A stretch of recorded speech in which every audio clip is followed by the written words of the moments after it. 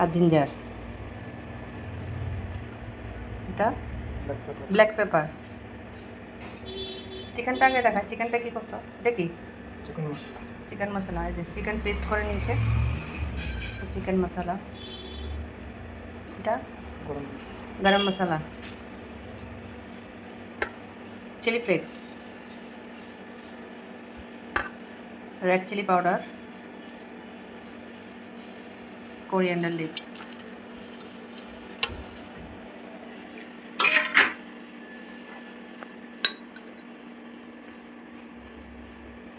Cornflour,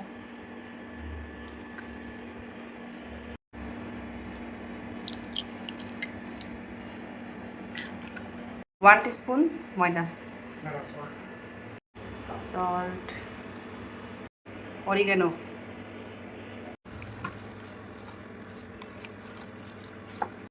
তো আজকে কি বানাচ্ছি তোমরা অবশ্যই দেখতে পাচ্ছ। এখানে চিকেনটাকে ভালো করে পেস্ট করে যা যা মশলা দিয়েছি, ইনগ্রেডিয়েন্টস দেখতেই পেরেছ, এগুলো দিয়ে ভালো করে পেস্টটাকে এখন ডো আকারে, হটডগের আকারে শেপ করে দিয়ে দেবো। এটা কী বানাচ্ছি তোমরা গেস করে আমাকে অবশ্যই কমেন্টে জানাবে।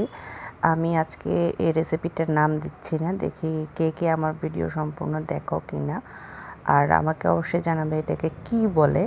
তো দেখতে পাচ্ছ এটাকে কিভাবে র্যাপিং পেপারে ফোল্ড করে এখানে জল সিদ্ধ গরম হতে দিয়ে দিয়েছি। সেই গরম জলের মধ্যে এগুলো দিয়ে দেবো, এক এক করে ছেড়ে দেবো। যখন সিদ্ধ হয়ে যাবে তারপরে এটাকে নামিয়ে ঠান্ডা করে ফ্রিজে রেখে দেবো। ফ্রিজ থেকে বের করে ছোট ছোট আকারে চপ করে তুমি যখন খেতে যাও তখন এটাকে ফ্রাই করে বাচ্চাদের দিতে পারো বা নিজেরাও খেতে পারো। তো এখানে দেখো কি বানানো হয়েছে, সসেস। এটা খুলে দেখো না, আগেরই ওয়াও। তো এখানে এগুলো সিদ্ধ হয়ে যাওয়ার পর দেখাচ্ছি তোমাদেরকে কীরকম হয়েছে, একদম পারফেক্ট হয়েছে। তো এইভাবে এবার কাট করে করে ফ্রাই করে যখন ইচ্ছে তখন খেতে পারবে।